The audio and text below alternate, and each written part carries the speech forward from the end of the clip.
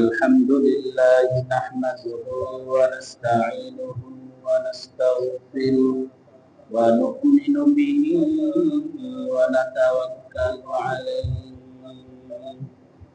ونعوذ بالله من شرور أنفسنا ومن سيئات أعمالنا من يهده الله فلا مضل له ومن يضلل فلا هادي له وأشهد أن لا إله إلا الله وحده لا شريك له أرسله بالحق بشيرا ونذيرا وداعيا إلى الله بإذنه وسراجا منيرا فقد قال الله تعالى في كلامه المجيد والفرقانه الحميد أعوذ بالله من الشيطان الرجيم بسم الله الرحمن الرحيم إن الله وملائكته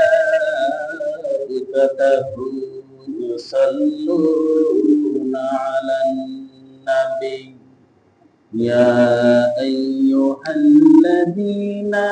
آمنوا صلوا عليه وسلموا تسليما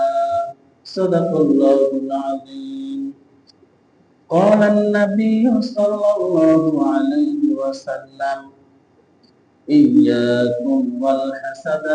فإن الحسد يأكل الحسنات كما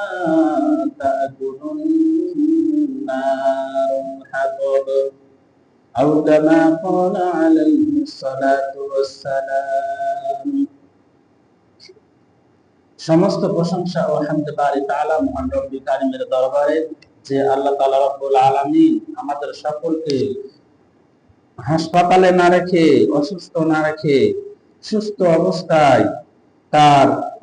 ঘর মসজিদে এসে কিছু কথা বলার এবং শোনার সুযোগ সৃষ্টি করে দিলেন। যে মহান কার্যে আমাদেরকে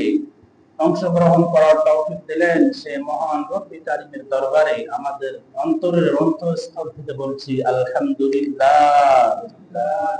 ওই আল্লাহ তাআলার দেওয়া জবান দিয়ে ওই আল্লাহকে খুশি করার উদ্দেশ্যে আবারও সমস্যার বলছি আলহামদুলিল্লাহ। অগণিত দরুদ শরীফ বর্ষিত হোক জনাবে মুহাম্মদুর রাসূলুল্লাহ সাল্লাল্লাহু আলাইহি ওয়াসাল্লামের পরে। সম্মানিত মুসল্লিয়ান কিরাম, আমরা অবস্থান করছি রবিউল আউয়াল মাসের পরের মাস রবিউল সানি মাসে বা রবিউল আখির মাসে। সম্মানিত উপস্থিতি, আমরা এমন এক মানব, এমন এক উম্মতের কান্ডারি, এমন এক নবী সম্পর্কে আলোচনা করছিলাম, আলোচনা শুনেছি যে নবীর শাফাআত ব্যতীত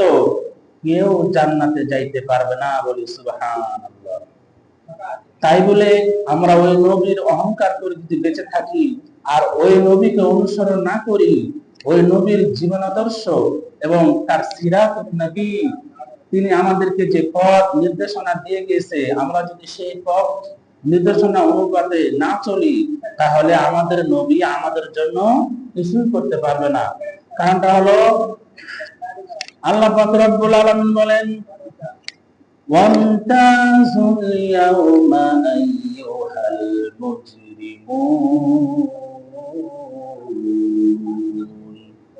আল্লাহ বলবেন কিয়ামতের দিন হাসরের ময়দানে মুসিবতের সময়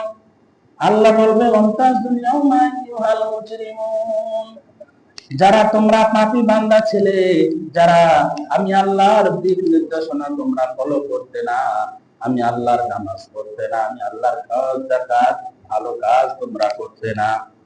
আমার রাসূলের জীবন আদর্শ তোমরা মানতে না। আমার রাসূল ছিলেন মদিনার প্রেসিডেন্ট, আমি আল্লাহ তাকে করেছিলাম মদিনার প্রেসিডেন্ট।